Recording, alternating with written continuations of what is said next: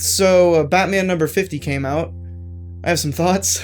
Before I get into those, though, I kind of want to share my experiences with Tom King as a writer and where I stand with the Batman Catwoman wedding leading up to this and his Batman as a whole, because I know he's a very polarizing dude. So, yeah, I love Tom King.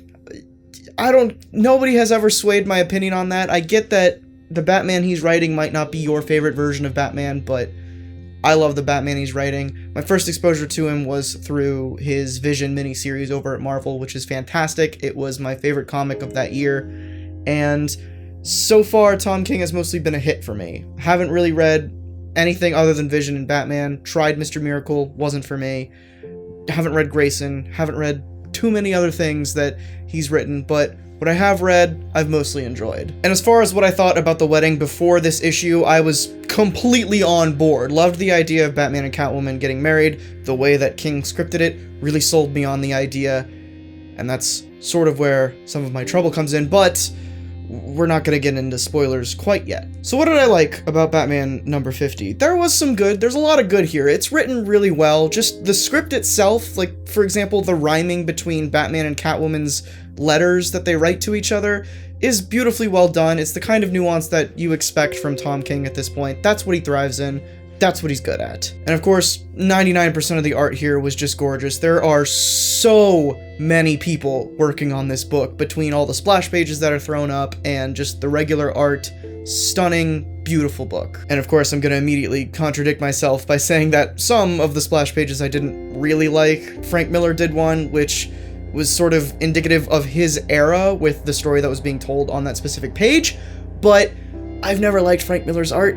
I sort of hate it. It's real bad. But yeah, the rest of the stuff that I didn't like about the book is directly addressing spoilers that happen in the book. So that being said, if you don't want to be spoiled for Batman 50, if you've somehow avoided the New York Times article and everyone talking about it on the internet thus far, leave, go read the issue, and come back. Or don't. You can never come back to this video. I don't care. I wouldn't blame you. Okay, so Batman and Catwoman do not get married in this comic. This comic that has been being built up to for years now. This comic that has been lauded as a landmark in Batman history. This comic that Tom King himself went on TV to promote. Regardless of whether or not you wanted to see this wedding happen, this is a slap in the face to everyone. Everyone who wanted to see it through. Everyone who didn't but gave it a chance, buying all the lead-ins and tie-ins.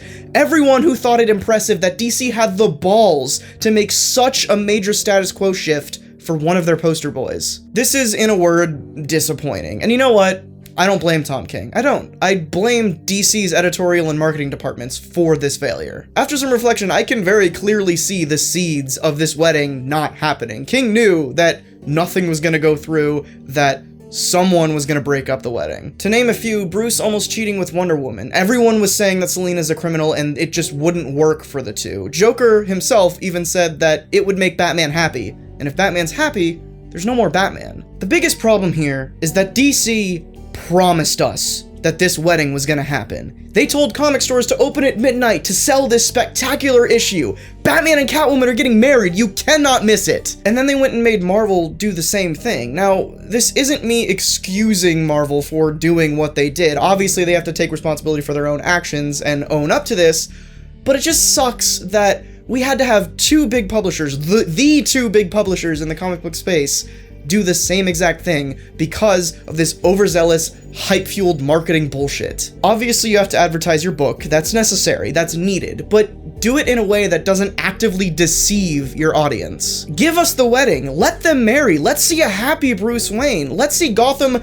descend into madness because Batman's not at his A game. Let's see Catwoman slowly come to the realization that she has to leave Bruce so that Batman can flourish once again. Just show us that years after the wedding that you promised happens. Everyone accepts that comics have status quos that will eventually be returned to. What makes these interesting is the stories that happen while they're changed. Jim Gordon Batman, Superior Spider-Man, Hydra Cap. These were all massive shifts that gave us interesting stories, and that was only because they were allowed to happen and given room to breathe. You cannot have it both ways. You can't advertise one story and then turn around and tell another. That's called lying, DC. Shame on you.